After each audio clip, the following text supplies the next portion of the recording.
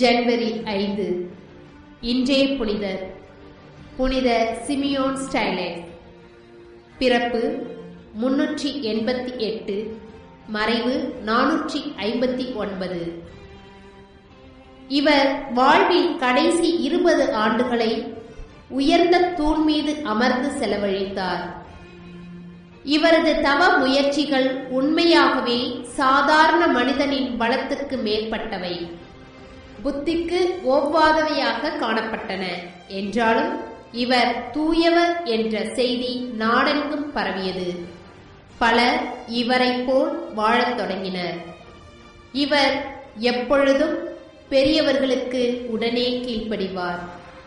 தனது 69ஆம் வயதில் இறந்தார். சிந்தனை: ஆன்மீக வாழ்வு வாழ்வதற்கான பலத்தை தவ முயற்சிகளின் மூலம் அடைய பிரயாசப்படுவோமாக. செபம். ஆண்டவரே, நாங்கள் அனைத்திலும் உமக்கும் பெரியவர்களுக்கும் கீழ்ப்படியும் வரம் தாரும். ஆமென்.